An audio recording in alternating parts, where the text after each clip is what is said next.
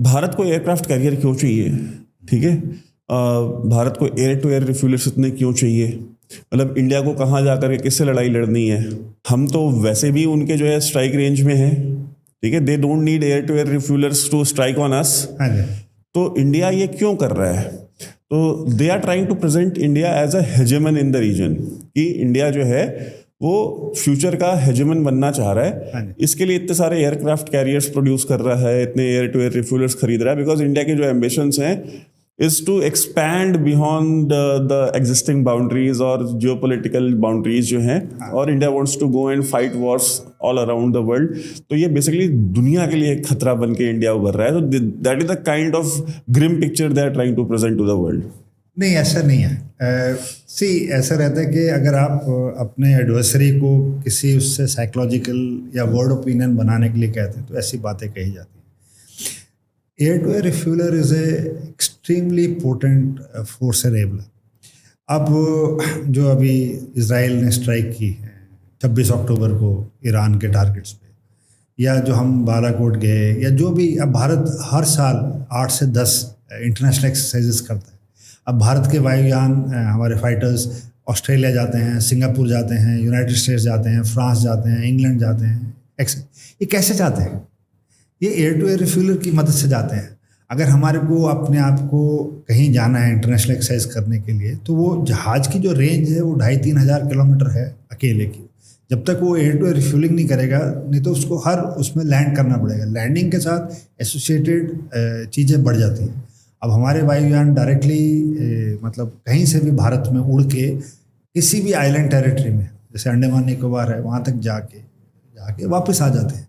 कहीं लैंड करने की आवश्यकता नहीं है। 10-10 घंटे हवा में एक फाइटर अभी रह सकता है। तो ये जो कैपेबिलिटी है of it is the interoperability of the aircraft, मतलब उसको एक ही बार में बिना उतरे कितने रोल्स आप करवा सकते हो, उसके लिए उसका हवा में रहना बहुत ज़रूरी है।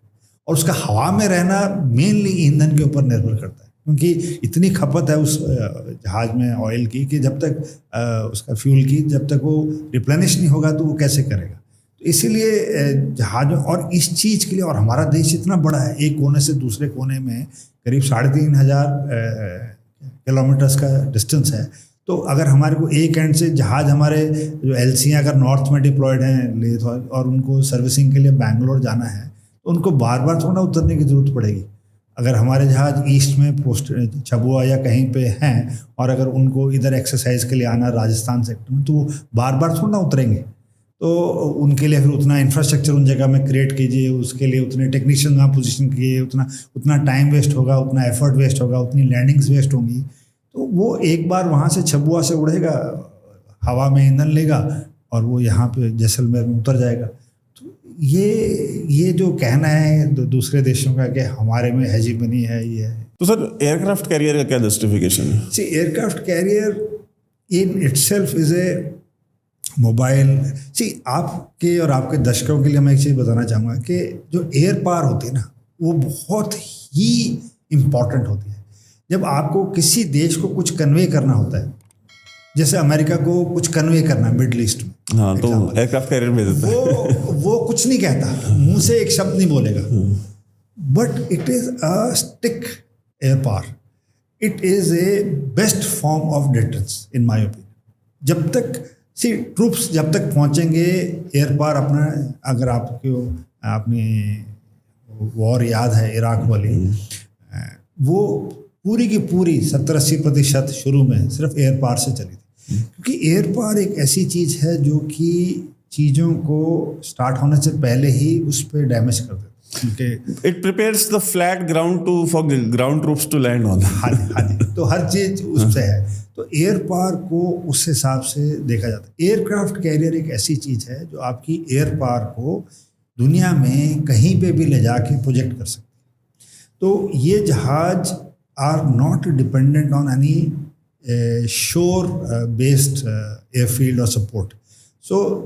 तो उसके प्रति अब हमारे मन में भी हुआ है। चीन बहुत फास्ट है। अमेरिका का अगर एयरक्राफ्ट कैरियर्स की बात करें तो मेरे हिसाब से उनके देश में, यूएस में 11 न्यूक्लियर पावर्ड एयरक्राफ्ट कैरियर्स है, 11।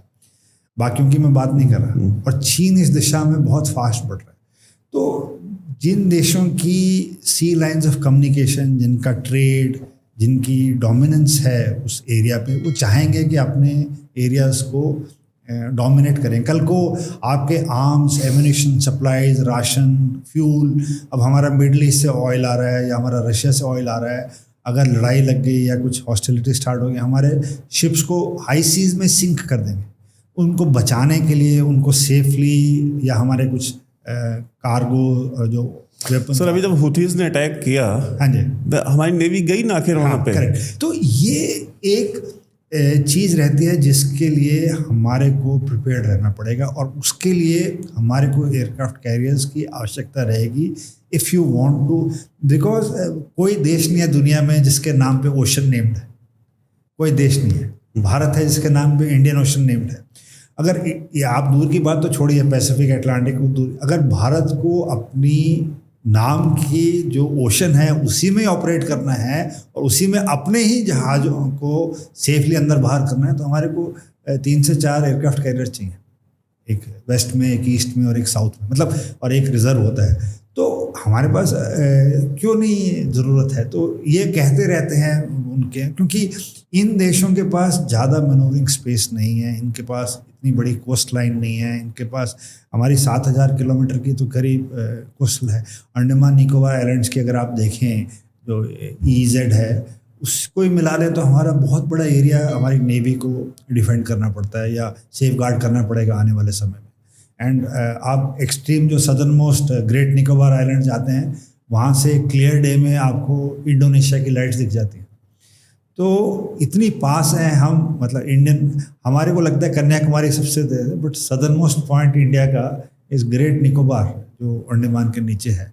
तो हमारी जो देश की रीच है, that has to cater for all sides. And इधर लक्षद्वीप के पास में जो आइलैंड्स हैं क्लोज टू मॉलडीव्स, अगर हमारे को अपने आप को डिफेंड करना है, we will have to have sea power in all this place. Thank you so much दोस्तों, आपने अभी तक ये क्लिप देखी, लेकिन अगर आप पूरी वीडियो देखना चाहते हैं तो उसकी डिटेल्स डिस्क्रिप्शन बॉक्स में भी है और पिन कमेंट में भी है, और आपके स्क्रीन पे भी फ्लैश करेगी। बहुत बहुत धन्यवाद।